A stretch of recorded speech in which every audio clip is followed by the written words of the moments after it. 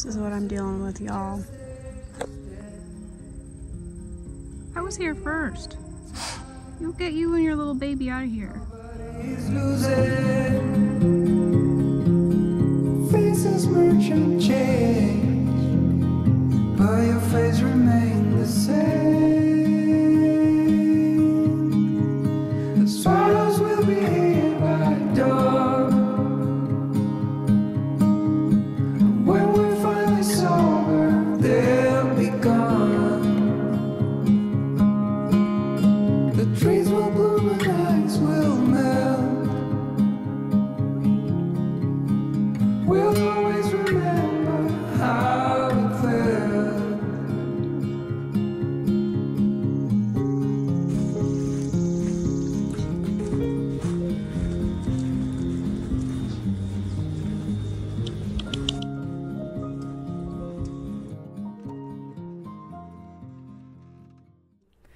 Hey folks, welcome back. I hope you're doing well today wherever you are and that you're able to find some peace in the craziness of the world. Last week I fell flat on my face. I had a pretty severe autoimmune flare-up, and this is not something I've talked about a lot on my channel. I think I talked about it in a video about a year ago that I might have taken down.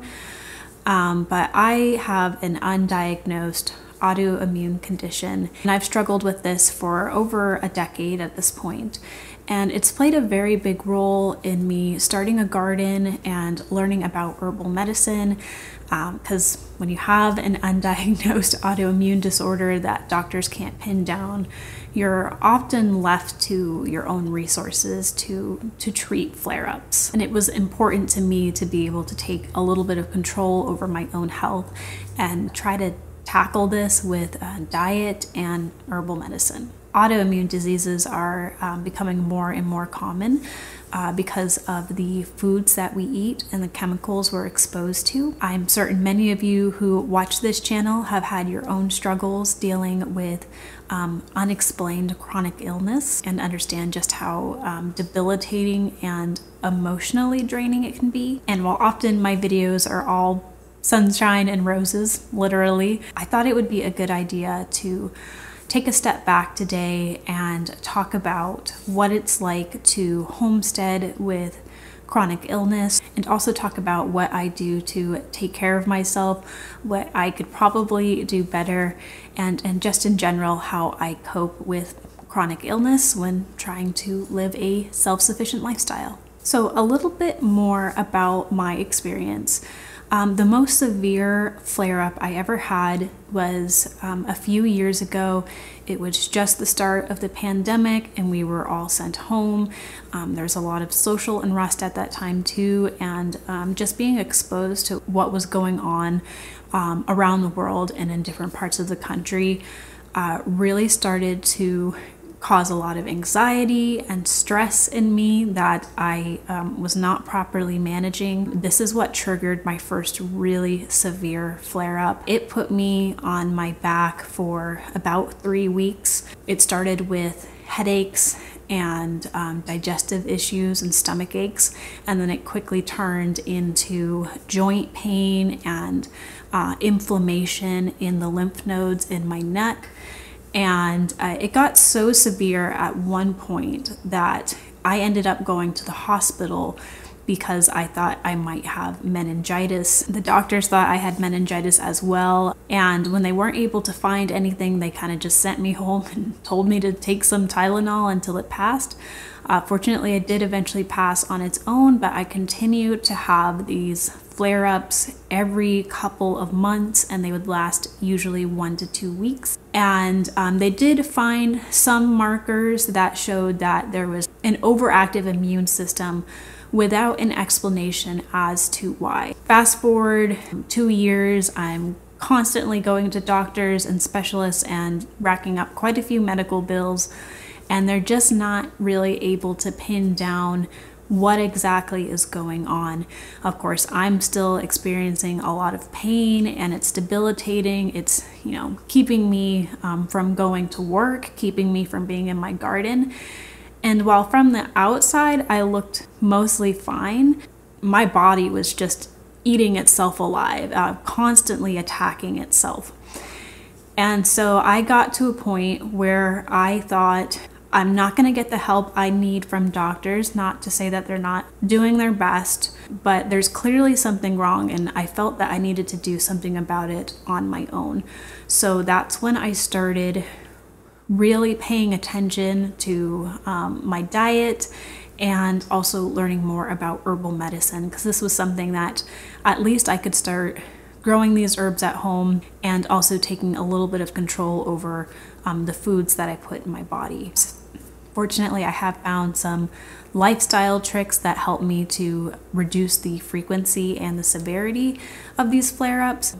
And I just want to share what's worked for me today for any of you out there who may be also struggling with chronic illness that is autoimmune related. But before we get started, I do want to say I am not a medical professional of any kind. Please do not mistake this as medical advice. I am sharing my own personal experience, so do with that information what you will, but please make sure to consult your doctor before you make any major decision that may affect your health. So if you don't already know, a diet can play a huge role in triggering your immune system. We see this in people with gluten intolerance and other allergies, and we also see this in autoimmune disorders. For example, people with lupus are usually told to avoid plants in the nightshade family, like tomatoes, as those are known to trigger an autoimmune response. Excessive sugars, processed carbohydrates, and a lot of red meat are huge triggers for me. These are really common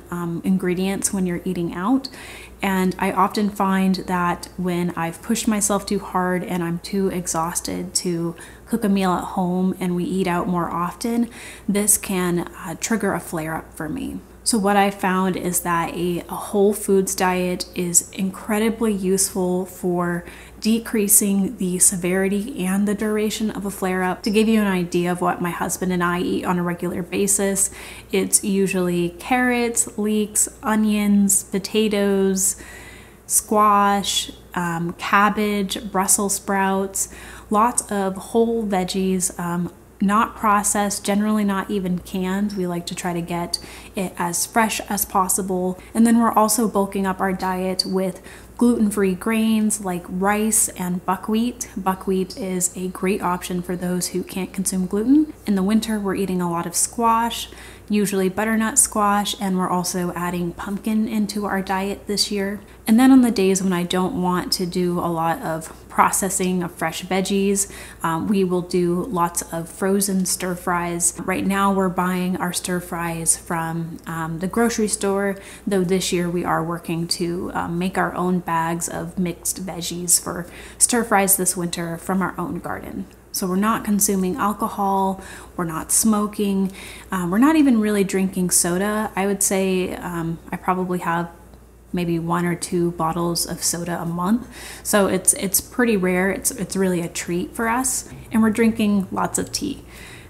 Obviously, you know from this channel, I absolutely love tea. There are certain anti-inflammatory blends that I have found incredibly helpful, especially if I'm in the middle of a flare-up.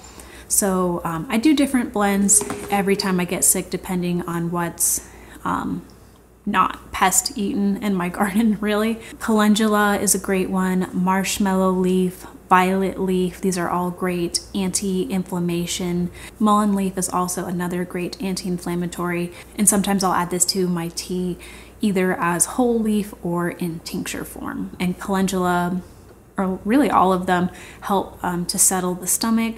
I also like to add mint to help settle the stomach. So I'll usually combine these into a large pot. I'll simmer it covered to try to trap the essential oils. Then once it's simmered for a little bit, I will stick it in the fridge and usually drink it cool. So these tea blends not only help me to cool down during the hot summer months, but it also helps to settle my stomach, which is a common problem when I'm having flare-ups. So speaking of the heat, I I find that outside of diet, sunlight and heat exposure can trigger flare-ups for me. So I was doing really great about that this summer. I was wearing my UV protective SPF 50 clothing and wearing my sun hat and sunscreen.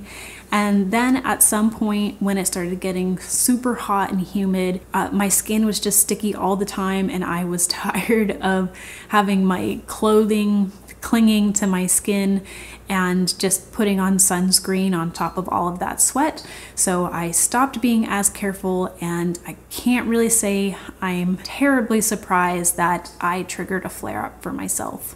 I was feeling incredibly stressed for the last 2 weeks where it's been really hot and humid.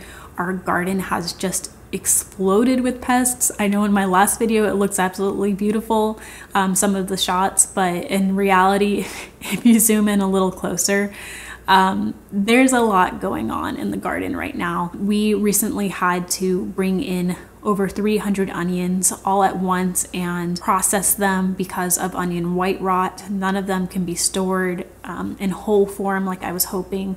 So I spent a lot of time chopping up onions and either putting them into freezer bags or putting them into the dehydrator to make onion powder. Felt like we used that really efficiently, but man, the house smelled like onions for days and my eyes were constantly watering. On top of that, we've also started taking measures to save a little bit more money this time of year.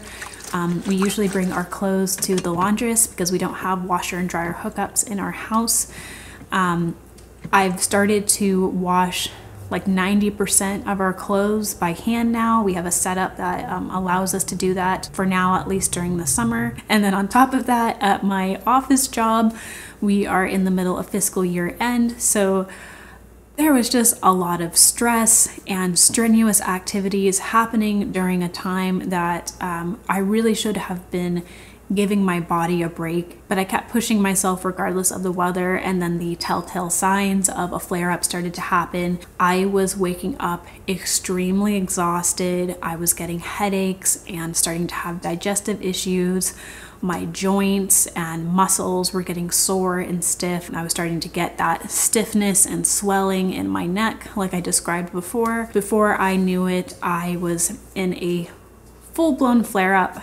I ended up taking last Friday off, and between Friday, Saturday, and Sunday, I want to say each of those days I slept between 15 to 18 hours. So why didn't I just stop as soon as I felt the symptoms coming on? Well, if you're a homesteader, you know just how hard it is to sit down and take a break. It always seems like there's something to do. Lately, I have been fighting cucumber beetles and Japanese beetles. For a while, we had an infestation of silverleaf whitefly that was also getting on the squash. I mean, honestly, every pest that you can imagine is in my garden this year, and I just felt like I couldn't take even a day off or it was just gonna get out of control. And of course, I'm very stubborn. I am an organic gardener, and you can't convince me to use any of those man-made pesticides and herbicides in my garden. I just won't. So I was really pushing myself to deal with these problems, and of course I was trying to do it outside of the heat of the day. So I was getting up early in the morning and starting in the garden, and then going through my regular work day, and then in the evening after we had eaten, going back out and doing more in the garden. And typically that's okay if I'm feeling okay, but in this case, I was just pushing my body absolutely to the limits. So when I get sick, I feel completely helpless. I feel useless.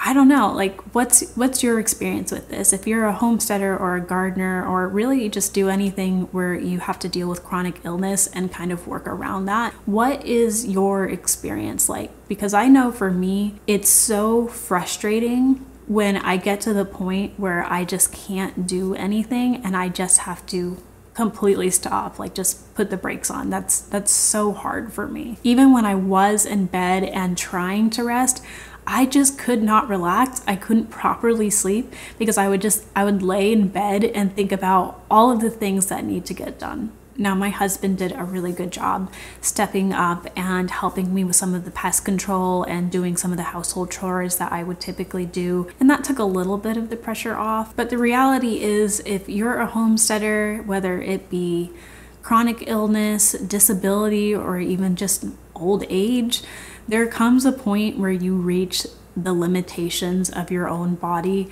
and there's really nothing you can do except accept that limitation. I know for me, that's really hard to do. So for me, I found that focusing on my faith has really played a huge role in helping me to accept my own limitations. I have spent a lot of my life where my decision making is often driven by anxiety and fears, and going about life that way can have a huge impact on your physical health, not just your mental health, but your physical health as well. And despite the fact that I knew that this mentality was not only destroying my body, but it was making me a very bitter and anxious person, I just could not stop. And that's where my faith has played a huge role in helping me to overcome this. Now, I'm definitely not saying that I've perfected this overnight. Obviously, I still had a flare-up this summer, but I am trying to learn to give my body some rest. So unlike in the past where these flare-ups would last up to 3 weeks, I am finding that they're usually shorter, and I think a big part of this has been maintaining a healthy, consistent diet, as well as actually taking the time to rest. So those 3 days of doing almost nothing but sleeping were incredibly helpful for my body. By the 3rd day, I did start to feel better. So rest plays a huge role. There's really some true wisdom in that day of rest. It's a good reminder that while life is full of work, rest is still important. In fact, I would not just say it's a good idea, it's a necessity. I can step away from the garden for a couple of days at a time, and things aren't just going to completely fall apart, and that I will ultimately be better off and be more productive in my garden when I can be out there if I take the time to rest rather than just pushing myself endlessly. So I hope that if you are struggling, if you're anxious about the state of the world and worried about having your needs met and just feel like you can't stop even for a second, just remember that rest is important. In the words of Baz Luhrmann, the race is long, but in the end, it's only with yourself. So go at a pace that's right for you. Take care. See you soon. A significant light, just where it was needed.